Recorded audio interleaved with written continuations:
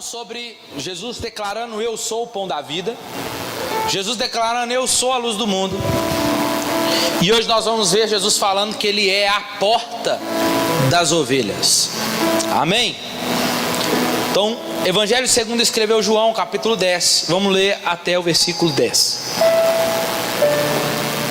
Obrigado. Quem encontrou? Em verdade vos digo, que aquele que não entra pela porta no aprisco das ovelhas, mas sobe por outra parte, é ladrão e assaltante. Mas aquele que entra pela porta é o pastor das ovelhas. E a este porteiro abre e as ovelhas ouvem a sua voz, e chama por nome cada uma delas, e as leva para fora. E quando tira para fora todas as ovelhas que lhe pertencem, vai adiante delas, e elas o seguem, porque conhecem a sua voz. Mas de modo nenhum seguirão o estranho, antes fugirão dele, porque não reconhece a voz dos estranhos. Jesus propôs essa parábola. Do versículo 1 até o versículo 5, Jesus está contando uma parábola para os fariseus. Só que eles não entenderam o que ele queria dizer. Portanto, Jesus tornou a dizer: em verdade vos digo, que eu sou a porta das ovelhas. E todos os que vieram antes de mim são ladrões e assaltantes, mas as ovelhas não os ouviram. Eu sou a porta, e todo aquele que entra por mim salvar-se-á. Entrará e sairá e achará pastagens. O ladrão só vem para roubar, matar e destruir. Eu vim para que tenham vida e tenham em abundância. Amém? Deixa sua Bíblia aberta. Irmãos, Jesus, ele é constrangedor. E nós usamos aqui, nós vemos o uso aqui de artigos definidos para dizer que Jesus é. Jesus é o pão, Jesus é luz. E por que nós não dizemos Jesus é uma porta, Jesus é um pão, Jesus é um caminho? Não. Nós somos ousados em dizer, como cristão, em dizer que Jesus é. E cá para nós, bendito seja o artigo definido, que coloca exclusividade em Jesus e na sua pregação. E para a gente iniciar, um missionário chamado David Platt, em um evento na Ásia, ele encontra um hinduísta e conversando com um muçulmano. E os dois ali estão batendo papo, falando sobre as suas similaridades religiosas. E de repente, um deles diz assim: a minha religião faz isso para chegar ao sagrado. E o outro diz: nossa, e a minha faz isso para chegar ao sagrado. E o David então chega e interrompe eles de uma forma generosa.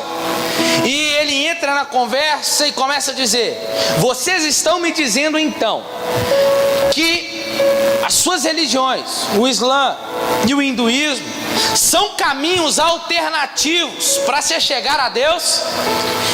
E ele então falou assim: para explicar melhor para vocês, eu vou fazer um desenho. Vamos imaginar uma montanha em que cada uma dessas pessoas faz um caminho diferente para chegar ao pico da montanha. Que esse pico da montanha é onde está o sagrado, que eles dizem. Aí eles disseram para o David: fato, isso aí você entendeu.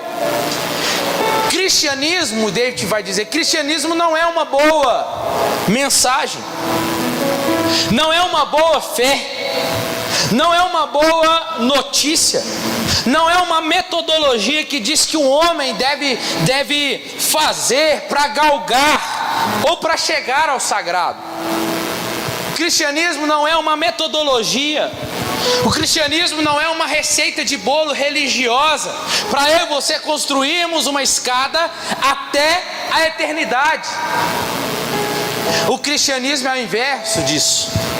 A mensagem do Evangelho não fala que está oferecendo às pessoas uma orientação ou práticas morais para chegar aonde Deus está. Não.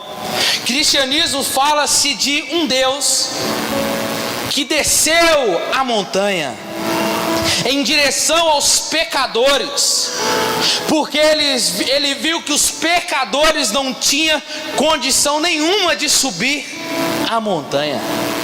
Glória a Deus por isso. Diferente dos deuses deles, que era preciso fazer algo para chegar e para galgar a Deus, o cristianismo se difere. A sua diferença é que o nosso Deus, Ele, em vez de querer fazer com que nós subimos a montanha, Ele decide descer a montanha para vir de encontro a nós, pecadores. Então, quando Jesus está dizendo que Ele é o pão vivo que desceu do céu, que Ele é a luz do mundo, ou como hoje, que Ele é a porta, Ele está sendo particular mesmo, Ele está sendo um escândalo mesmo para as outras religiões. Ele está dizendo de fato, não existe caminho alternativo, o único caminho é Jesus. Por isso nós vamos aprender mais à frente que Ele é o caminho, a verdade é a vida. Então não há. Então podem até tentar procurar, mas não irão encontrar outro caminho. Então essa é uma mensagem constrangedora, assim como foi para com os fariseus. Por quê? Porque no capítulo 9, para a gente entender o capítulo 10, nós temos que entender o capítulo 9, que trata da cura de um cego de nascença, que Jesus curou. Jesus cura, e aquilo se tornou um escândalo que os fariseus não conseguem acreditar, que eles vão até os pais daquele menino, e eles vão até o menino: quem te curou? Falaram: foi Jesus. Mas como é que ele te curou? Eu falei: eu não sei, eu só sei que eu era cego e agora estou vendo. Aí os fariseus vão até os pais dos meninos e falam assim: fala a verdade, ele era cego? Sim, ele nasceu cego. Mas como assim? Agora ele está vendo? Aí os pais, tentam se livrar e falam assim: ele é de maior, pergunta para ele. Aí eles vão de novo até o menino, e o menino responde para ele: se este não fosse Deus, por acaso eu não estaria vendo agora? Eu jamais, por quê? Porque não tinha nenhum contexto, nenhum fato histórico que tinha alguém aberto os olhos de um cego de nascença. Ele diz: ora, isto é espantoso, vós não sabeis de onde ele é, contudo ele me abriu os olhos.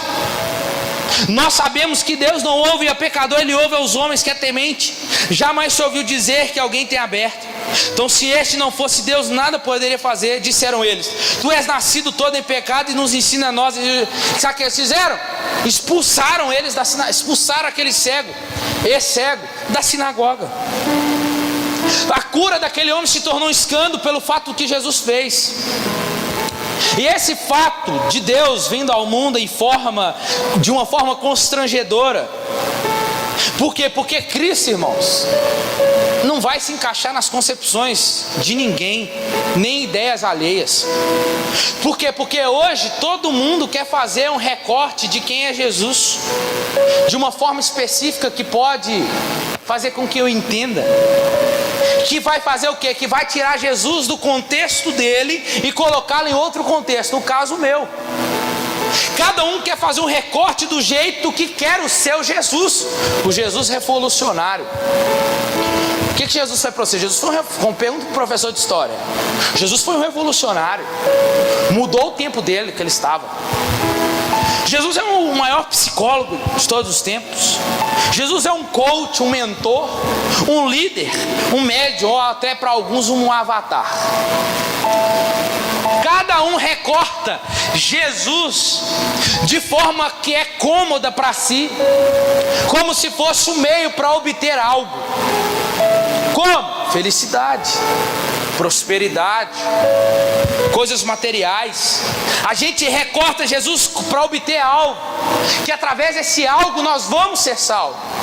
É como se Jesus não fosse suficiente, ou ele não fosse a salvação. A gente quer sempre encontrar algo para bater no peito e dizer: foi eu que fiz, eu só cheguei lá porque foi eu que conquistei.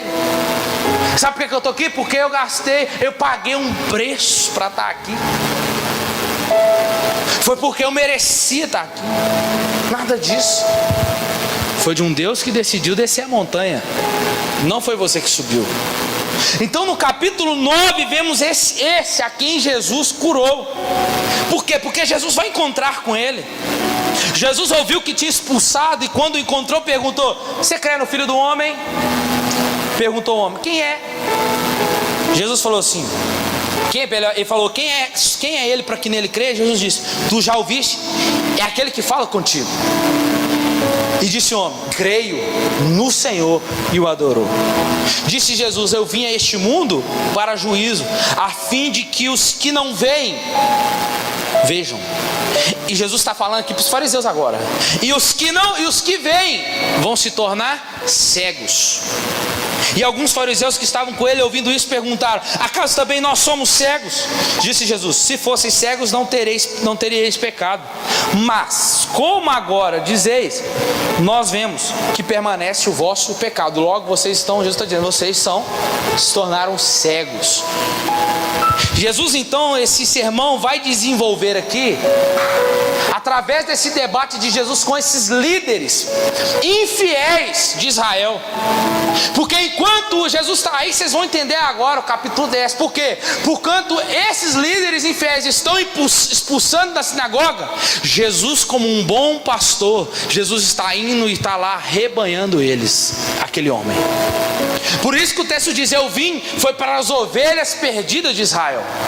Jesus vai dizer em João capítulo 7, ele vai dizer assim: eu tenho muitas ovelhas, mas elas ainda não sabem que são as minhas ovelhas, mas elas saberão que serão as minhas ovelhas. Então, uma coisa para nós entendermos, que esse sermão vai desenvolver-se a partir desse confronto com Jesus ali, os fariseus. E Jesus vai lhe falar de modo sucinto sobre a luz e as trevas. Mas aqui ele vai mudar a imagem agora de pastor das ovelhas para com a porta, e nós vamos entender melhor. Isso porque para os judeus, Jesus sai do entendimento deles que ele era a luz, porque eles ainda não estavam entendendo, e Jesus falou assim: vou tentar me diminuir mais ainda o entendimento, para se reduzir na forma cognitiva deles, para que eles entendam mais, porque Jesus ele sempre vai fazer isso, vai sempre reduzir para que eles entendam. Então Jesus agora: eu vou me reportar a eles como pastor agora. Eu sou o pastor. Por quê? Porque o pastor representava esse tipo de líder para eles, tanto político quanto espiritual. E essa passagem de João 10 se dá porque os fariseus são considerados por Jesus como falsos pastores, por maltratar aquele cego. Mas Jesus, como um bom pastor, foi lá procurá-lo. Então nós vamos entender agora que Jesus então começa uma ilustração que já é conhecida, que todos ali teriam que compreender. Ele inicia falando do pastor, porque os judeus consideravam os pastores como rei, como profetas. E Israel tinha o privilégio de ser povo e rebanho de Deus. Salmos de número 100, verso 3 diz assim: lembre-se que o Senhor é Deus, Ele nos fez e nós somos deles. Somos o seu povo e o seu rebanho. Então Jesus vai reportar a eles ali como pastor, do versículo 1 ao versículo 6. E semana que vem nós vamos falar: eu sou o bom pastor, que aí é do versículo 11 para frente, tá? Mas hoje não fala sobre a porta. Mas antes da gente falar sobre a porta, nós temos que entender o contexto do texto aqui. Então Jesus inicia falando sobre aquele que entra pela porta do aprisco. Põe a foto aí, Rafa, para nós, por favor.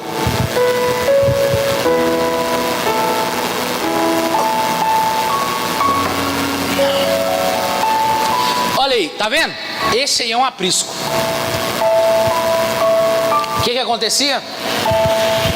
Os pastores saíam do seu aprisco com as suas ovelhas, e quando já não tinha pastagens verdes perto, eles tinham que fazer longas caminhadas até encontrar pastos verdejantes. Só que até as ovelhas se alimentar, vai chegando a noite. E quando que eles voltam? Para eles voltar no meio do caminho, corre o risco dos ladrões, dos salteadores, dos animais, dos predadores. Então o que os pastores faziam? Vamos montar um aprisco.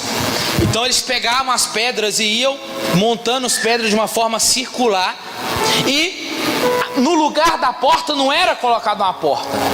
Agora você vai entender. E o aprisco era esse, sempre cercado por pedras. E durante os frios meses de inverno, as ovelhas eram recolhidas do aprisco, que tinha uma abertura. E o pastor guardava o rebanho dentro do aprisco. Sabendo como? Ele deitava na porta do aprisco. Ele se deitava sendo como a porta do aprisco. Então você vai entender.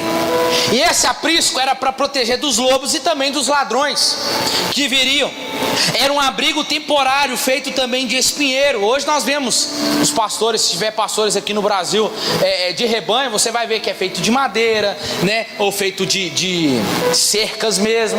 Mas o modelo pastoral aqui é o modelo do Oriente, em Israel. Então a porta aqui pode indicar muros de fato que poderiam chegar, sabe a quantos metros? 2 metros de altura. Que no caso, se o ladrão tentar pegar, ele tem que subir e pular para tentar pegar a ovelha. Só que os pastores deveriam estar sempre atentos para não perder as suas ovelhas para o inimigo. Então, com isso, em muitos apriscos, os pastores dormem à frente da porta do aprisco.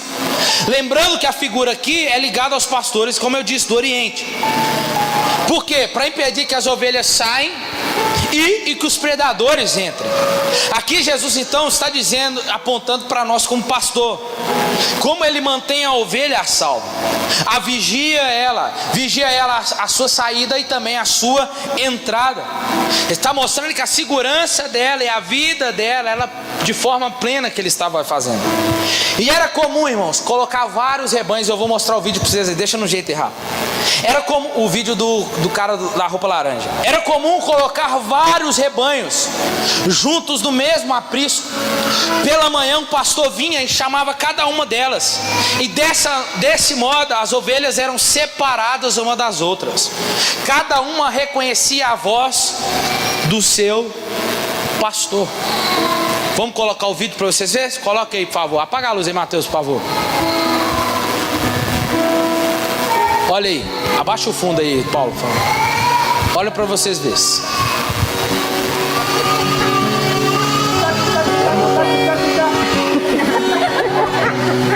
Serão 3 tentativas para chamar as ovelhas.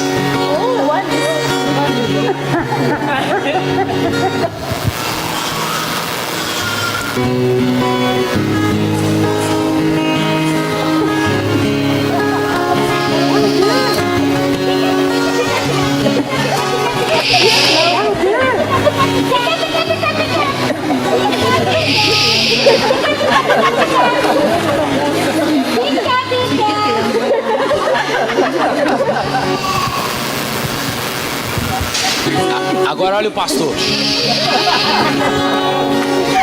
Deixa eu ver nele ainda não. As ovelhas nem tchum, você viu, né? Agora olha o pastor. A cabecinha levantando.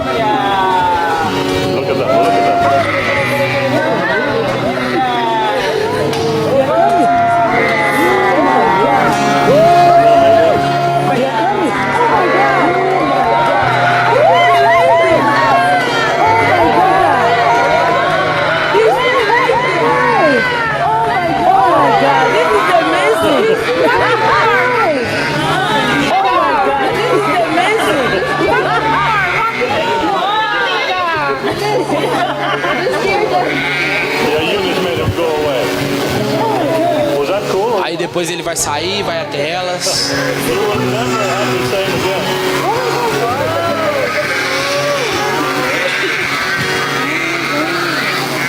Viu aí? Então olha que lindo. É por isso que Jesus vai dizer o quê? Ele vai dizer: este o porteiro abre, as ovelhas ouvem minha voz, e eu chamo ela cada um pelos nomes, e elas conhecem a minha voz. As verdadeiras ovelhas conhecem a voz do seu pastor, porque chama pelo nome.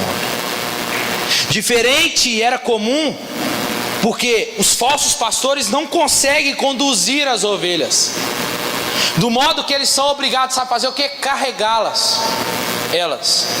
Então, vendo Jesus isso, nós vamos pôr o outro vídeo ali agora. Põe aí, Rafa, agora. Como que as ovelhas são obedientes? Esse é mais pequenininho. Olha para você ver rapidinho. Olha, ele manda ela parar. Elas vão atravessar a rua. Olha, ele manda ela parar. É mais obediente que a gente. Espera passar o carro. Espera passar o carro. Olha como elas obedecem mais que você. Olha como elas obedecem mais que você, Júlia.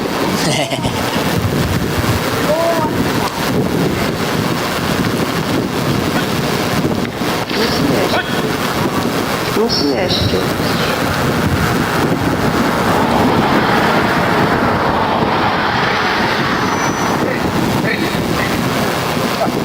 Olha que obediente. Olha que obediente.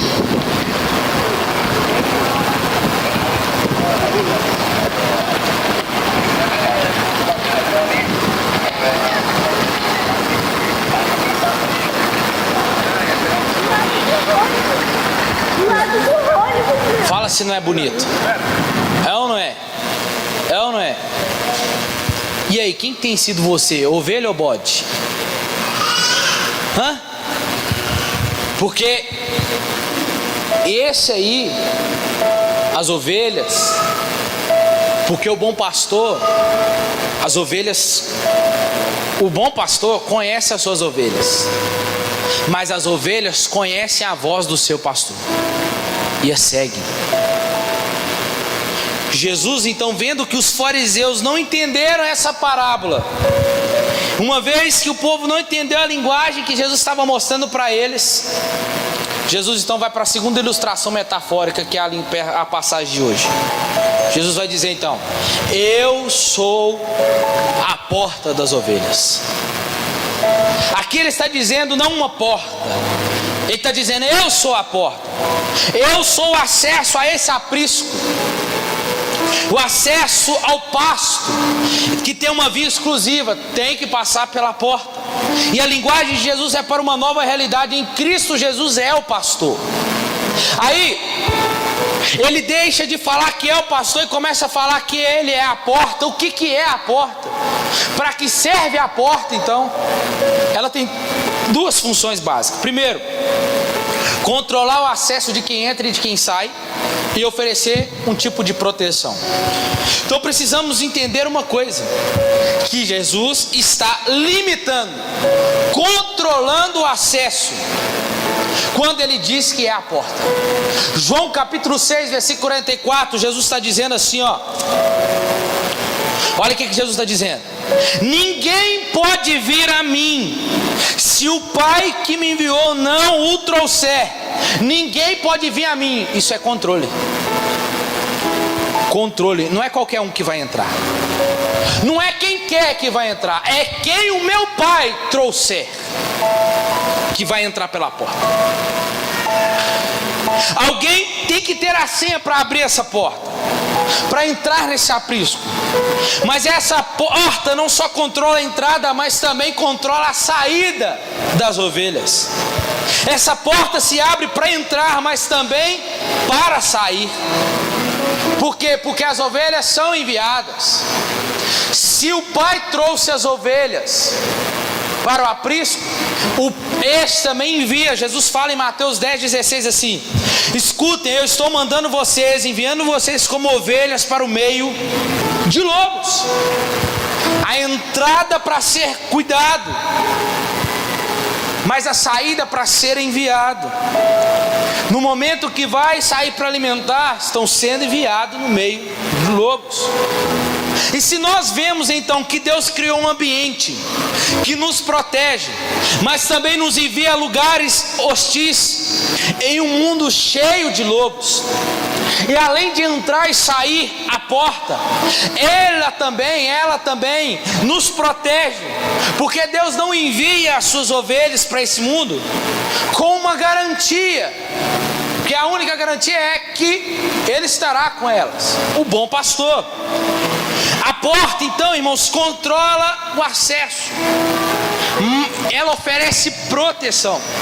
Jesus é a porta porque está oferecendo lugar de passagem para um novo mundo, para uma nova realidade. Jesus está oferecendo acesso a um mundo E a realidade é onde o mundo não se exterioriza ou acaba. Lucas 13, 22, Jesus vai falar, Jesus vai estar ensinando, discipulando, instruindo os seus discípulos, porque Jesus veio para reparar coisas, Jesus veio para congregar os que são seus e para repelir os que não são seus. Ele veio para pegar as suas ovelhas e afastar os bodes. É para isso que ele veio. É por isso que a porta é estreita, porque ele não deixa, porque ele deixa quem deve entrar e não deixa quem não deve entrar. E os que estão do lado de fora, segundo o texto de Lucas, capítulo 13, os que entraram vão participar da festa, da comunhão, da mesa, mas que os que ficaram de fora terão choro e ranger de dentes. E o ranger de dentes necessariamente não é que eles estão no inferno, mas aqui eles estão vendo o reino do lado de fora, vendo Abraão, Isaac e Jacó assentando à mesa. Eles vão querer se assentar, mas só que já era. A porta está fechada e pronto. Do lado de dentro é festa, do lado de fora é pranto. A partir do momento que vamos tendo conhecimento de quem Jesus é, e Ele vai se revelando a nós, as renúncias são progressivas para segui-lo. Não é que você vai renunciar hoje, Ele vai te aceitar hoje, não. O problema do jovem rico, como eu disse aqui, foi essa pobreza dele. Qual foi a pobreza dele? Dele não conseguir enxergar o tesouro que estava à sua frente, que era Jesus. Por isso que a porta é estreita. Deus não vai se impressionar, meu querido. Deus não vai se impressionar com a nossa renúncia. Não, é o contrário. A nossa renúncia está em você se impressionar com Jesus. Aleluia por isso. Não é o contrário, que Jesus vai se impressionar, que você abandonou isso, que você largou isso. Isso já é obrigação minha e sua, se queremos seguir Jesus. Porque se queremos seguir Jesus, Ele já está dizendo, tem que abandonar, tem que largar para me seguir. Isso já é fato, então isso não impressiona Jesus, porque se você quer segui-lo, tem que largar. Mas o segredo da renúncia está em você se impressionar com quem é Jesus. Porque na medida em que eu e você nos impressionamos com quem é Jesus, nós vamos conseguir abrir mão de coisas que nós não abririam antes. Amém? Então a questão é, o que está por detrás dessa porta? Você pode ver uma festa,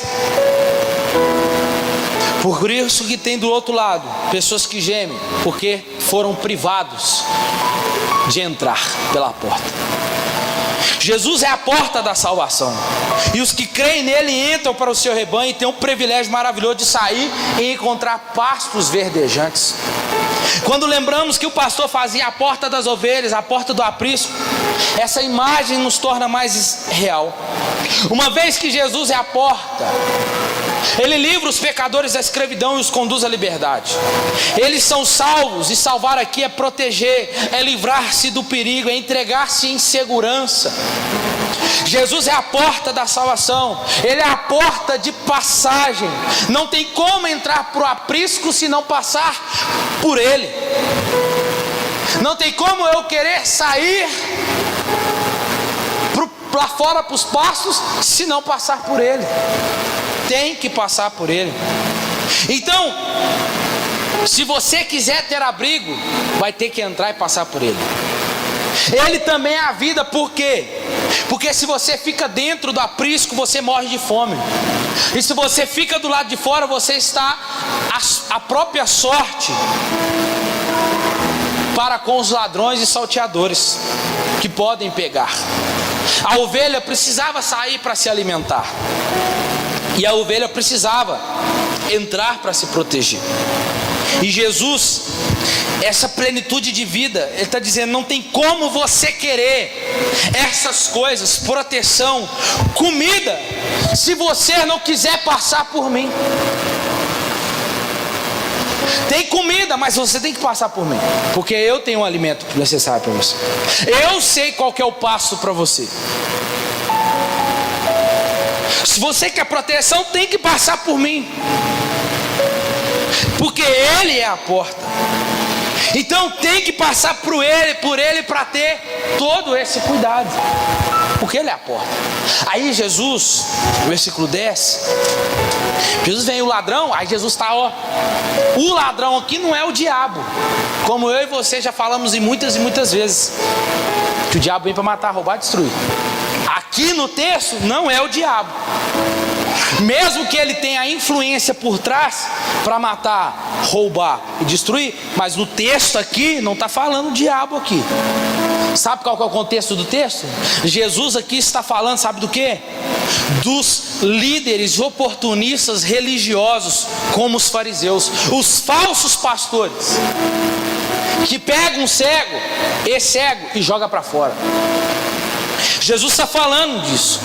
Essas pessoas que Jesus está falando aqui, que é ladrão, que vem para roubar, matar e destruir, essas pessoas são pessoas que aproveitam para fazer comerciais com uma mensagem bonitinha, de grama verdinha, venha grama verdinha para você comer.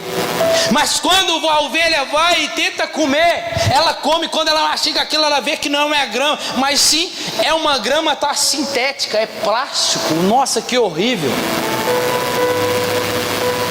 Sabe o que é isso? Eu estou falando aqui de expectativas criadas em cima de coisas.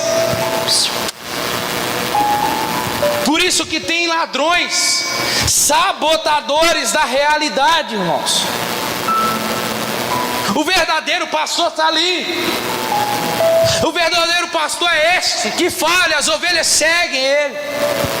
As ovelhas só seguem ele porque as ovelhas sabem que esse pastor tem pastos verdejantes para elas e tem proteção para elas. Mas muitas das vezes nós queremos abandonar o sumo pastor, que é Jesus, para seguir falsos homens que se dizem que tem pastos verdes. Venha, mas quando come, são restos, não presta, não tem proteção nenhuma. E Jesus está falando, estes são os falsos, estes são os ladrões, estes são os salteadores, que não entra pela porta, mas que pula, mas sobe por outra parte. É esse que Jesus está falando.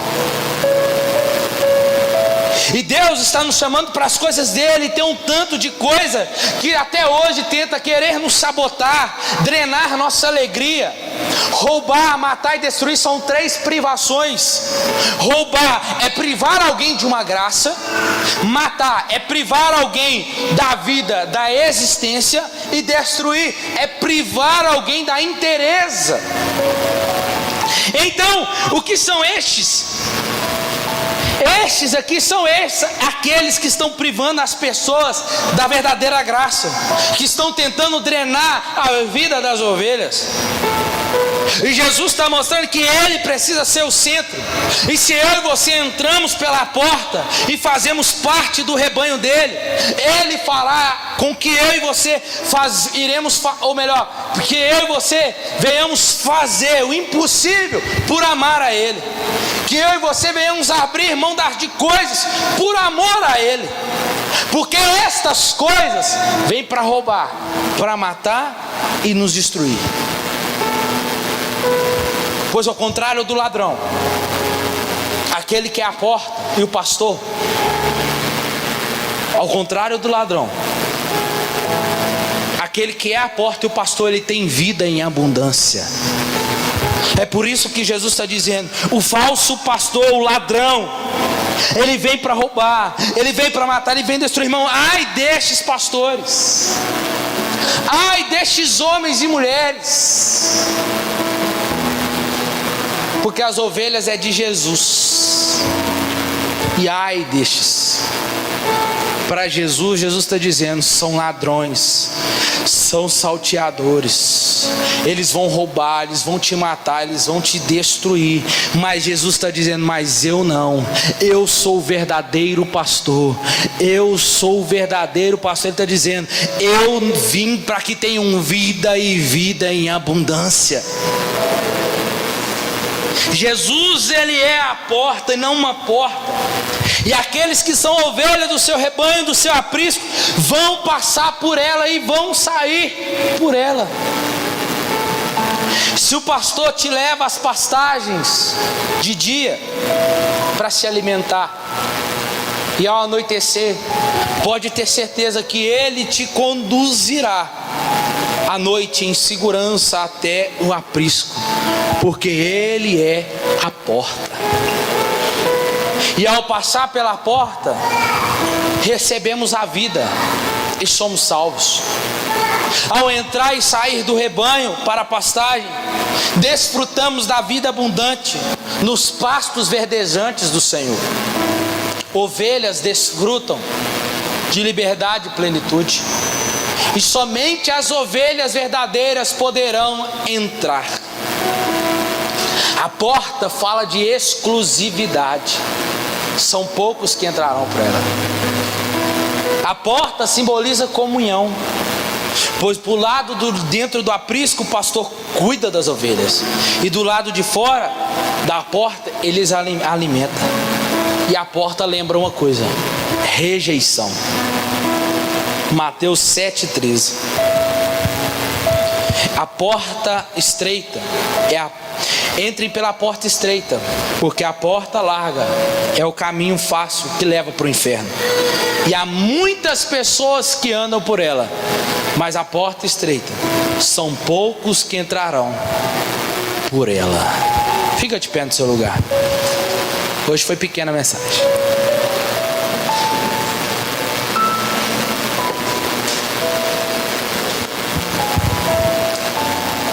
Sabe, naquele dia, qual que é o termo que ele usará? O que ele vai fazer naquele grande dia? Ele vai separar as ovelhas dos bodes, as ovelhas dos bodes. Os bodes ouvirão: apartai-vos de mim, que eu não vos conheço. E as verdadeiras ovelhas, ele dirá: entrai-vos, ovelhas do meu Pai. Tem ovelha verdadeira aqui nessa noite? Então ouça a voz do seu pastor. Ouça a voz do seu pastor. Olha aqui, ó, ele ainda continua falando, ele ainda continua chamando: entre, ainda eu tenho muitas ovelhas que ainda vão atentar pelo aprisco, mas você que já está dentro do aprisco, continue ouvindo e sendo guiado pela voz do seu pastor. Feche os seus olhos.